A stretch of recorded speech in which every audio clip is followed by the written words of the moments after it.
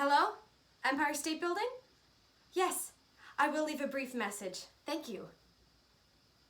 I've had to get out of this town for a long time. And today I packed it all up and I hit the highway. But as I was crossing the Kosciuszko Bridge, I saw you up against the western sky at sunset, and I felt a premonition down deep, like I knew I would miss you.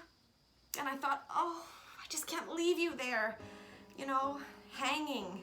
So sue me, because I can't do 3 things at once: drive, dial your number, and fall in love with you.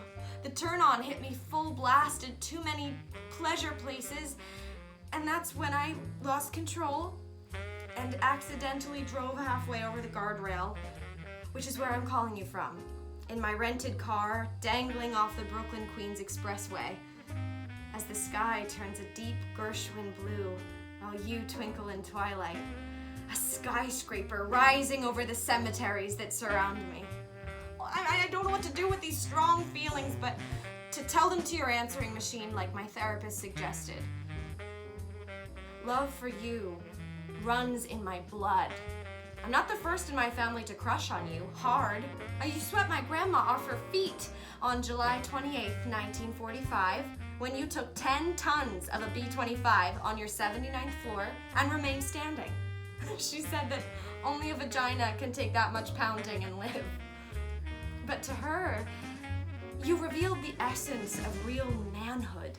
You were her stud muffin, her King Kong, long, tall you, with your Art Deco, big numero uno penetration of the sky, the apex of our architecture, offered your solitude, your perch, your gift of civilization to Kong of the jungle.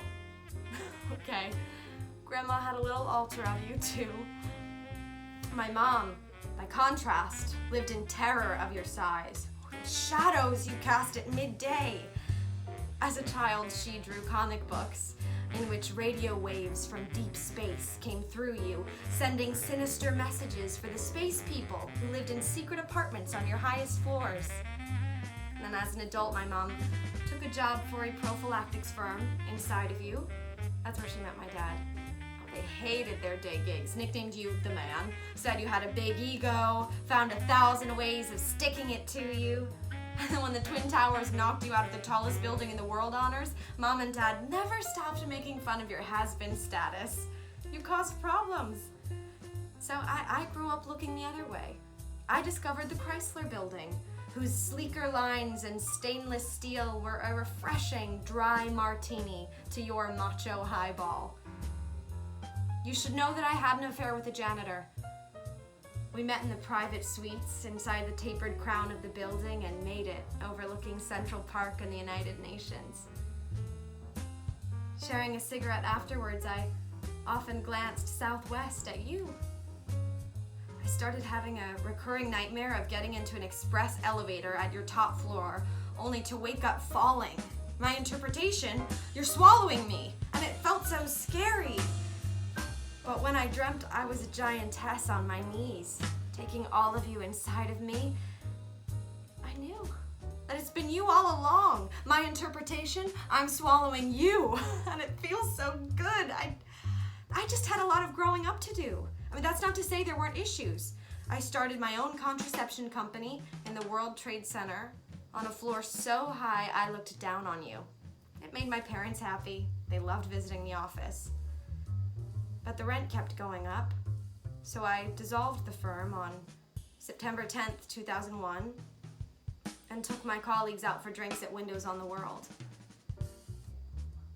Returning the next day late and with a punishing hangover, I arrived moments after the second tower collapsed. I sat out the shock in my Chelsea brownstone, thinking how a more punctual, less party-driven of me would have died in that burning building.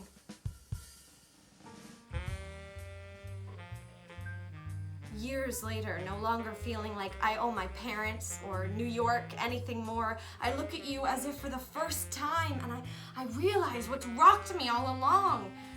It's not your size, mi amor. It's your fit. You just have to back up to see it. You are the defining, distinctive feature of the classic Midtown skyline. Well-built and debonair, a Cary Grant charm, a phallic tuxedo lit in blue with your radio antenna in red. I know something changed in me. Because while I wait for the tow truck, commuters passing and flipping me the bird, telling me to jump or honking their horns, I feel calm. How about that? Yes, I'm suspended in space, swaying over a polluted Newtown Creek, but from this angle, I realize I've been looking at you every day of my whole life, yet I can only now admit that you make me feel more like a woman than any building in this town. And what a treasure! Just by being yourself, you taught me how to love you properly. Stand tall, baby, and kiss the sky. You're still the thrill that is New York.